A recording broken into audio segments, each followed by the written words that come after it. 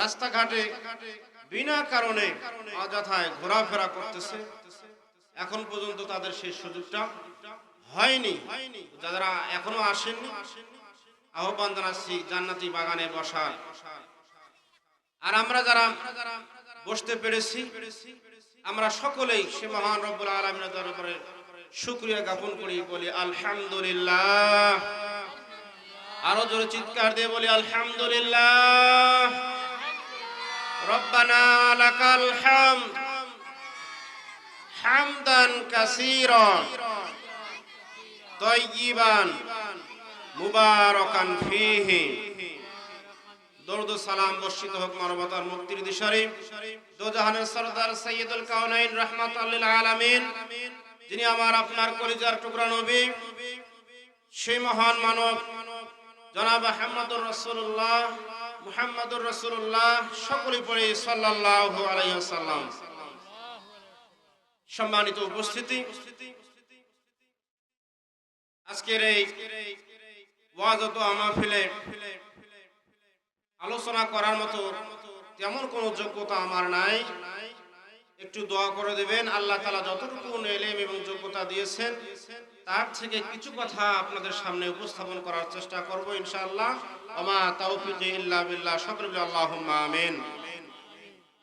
সম্মানিত উপস্থিতি, আমি সূরা তাহরিমের ৮ নম্বর আয়াত আপনাদের খিদমতে তেলাওয়াত করেছি। এই আয়াতকে সামনে রেখে কিছু কথা আপনাদের সামনে উপস্থাপন করতে চাই। দুনিয়াতে আমরা মানুষ, আমরা সবাই ভুল করি। সবাই ভুল করি না? আমাদের সকলের ভুল আছে, আমাদের সকলের গুনাহ আছে। গুনাহমুক্ত জীবন যাপন করতে হবে, কিন্তু গুনাহমুক্ত মানুষ আমরা কেউ নই। সকলের আমাদের গুনাহ আছে, আছে কিনা? কথা বলেন, আছে কিনা? গুনাহ আমাদের সবার আছে। হয়তোবা কোনো মানুষের কম গুনাহ, কোনো মানুষের বেশি গুনাহ, কারো বা ছোট গুনাহ, কারো বা বড় গুনাহ, কারো বা সগীরা গুনাহ, কারো বা কবিরা গুনাহ, জাহিরি বাতিনি শিরকি বেদাতি বিভিন্ন ধরনের গুনাহের মধ্যে আমরা বিভিন্ন রকম গুনার মধ্যে আমরা পড়ে আছি। সম্মানিত ভাইয়েরা আমার, পর্দার আলে মা বোনেরাও গুনার মধ্যে রয়েছেন। নামাজ পরিত্যাগ করে স্বামীর অনুগত না করা সহ, বিপর্দা সহ নানা ধরনের গুনাহ মা বোনদের ভেতরেও আছে, আছে কিনা বলেন? পুরুষ মহিলা সকলের গুনাহ আছে, সকলের ভুল ত্রুটি আছে।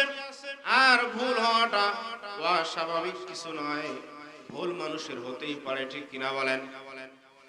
ভুল মানুষের হতেই পারে। আমি যে আয়াত আপনাদের সামনে তেলাওয়াত করেছি,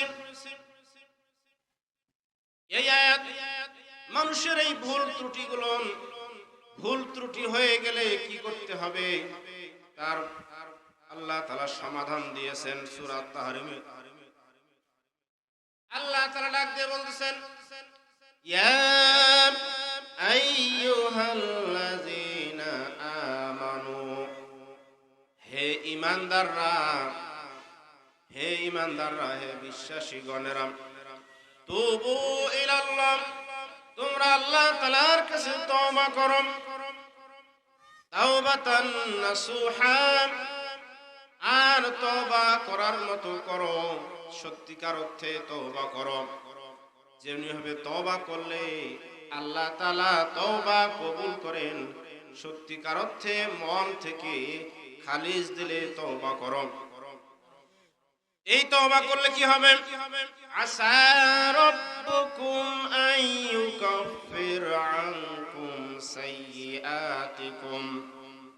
এই আন্তরিক তওবা যদি করা হয়, আল্লাহ তাআলা সাইয়্যাতিকুম, যত রকমের গুনাহ আছে আল্লাহ তাআলা এই গুনাহ খাতাগুলো মাফ করে দিবেন। সুবহানাল্লাহ।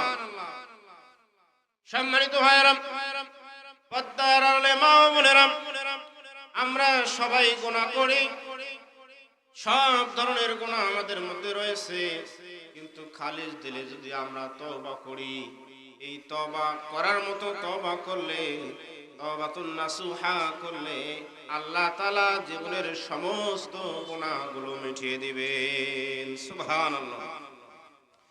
শুধু তাই না, আল্লাহ তাআলা আয়াতের শেষ অংশে বলেন, ওয়ায়ুদখিলকুম জান্নাতিন তাজরি মিন তাহতিহাল আনহার। বলেন আল্লাহু আকবার। মুসলমান ভাইরা রে আমার, আল্লাহ তাআলা শুধু গুনাহগুলো ক্ষমা করে দেবেন না, গুনাহগুলো ক্ষমা করে দেওয়ার পাশাপাশি আল্লাহ তাআলা ঘোষণা করে দিলেন, ওই সমস্ত তওবাকারীকে আল্লাহ তাআলা জান্নাতে প্রবেশ করাবেন।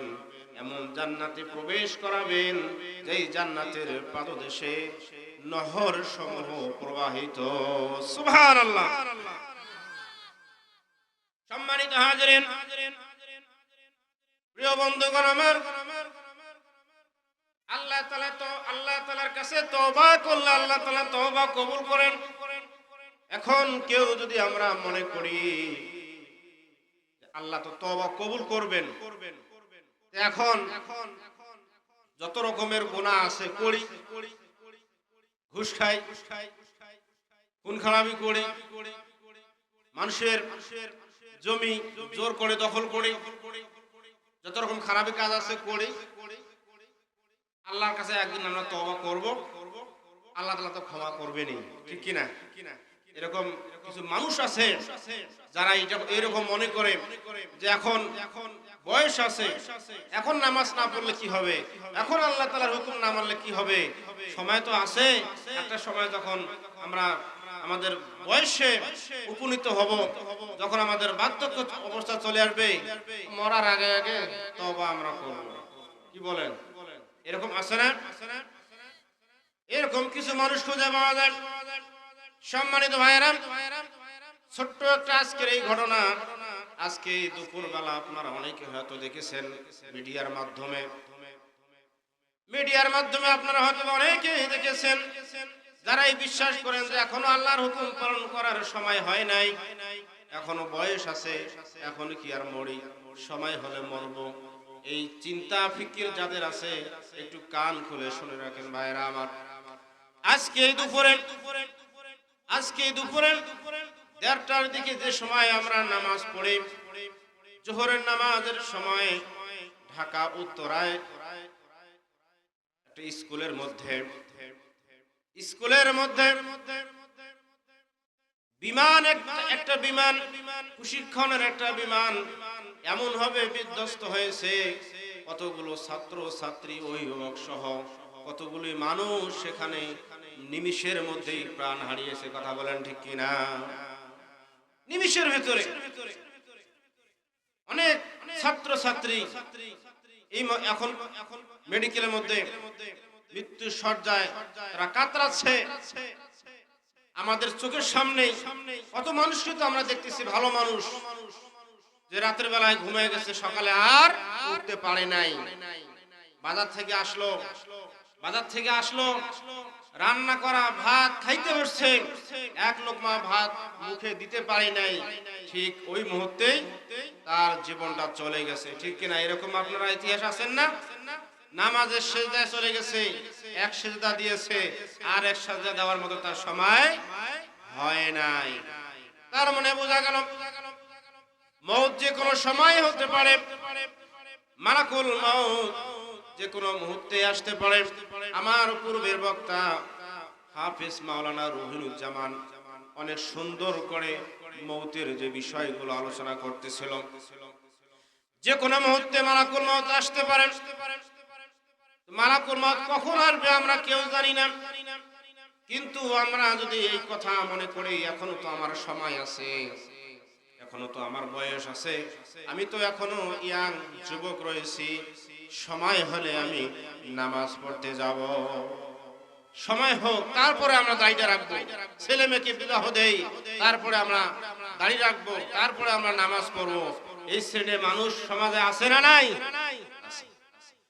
সম্মানিত উপস্থিতি, তাহলে তওবা করার মতো যদি তওবা করি, তওবা করার মতো তওবা করলে আল্লাহ তাআলা জীবনের সমস্ত ভুল ত্রুটিগুলো ক্ষমা করে দিবেন। এখন আসি তওবা কিভাবে আমরা করব। তওবা আমরা কিভাবে করব? খালিস দিলে তওবা করতে হবে।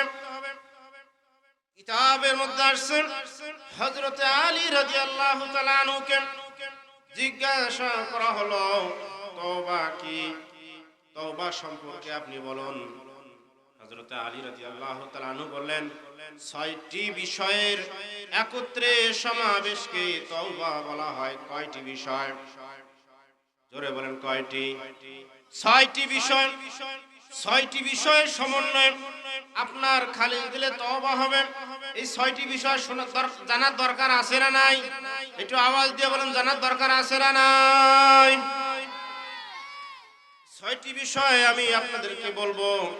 তার আগে একটু ঘুরায় ফেরায় নিয়ে আসি। আমরা দোয়ার মজলিসে বসি।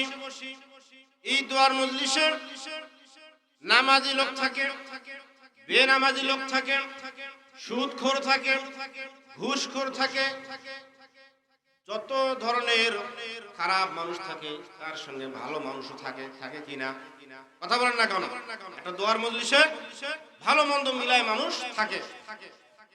কিন্তু দেখা যায় দোয়া গ্রহণ কবুল হয় না।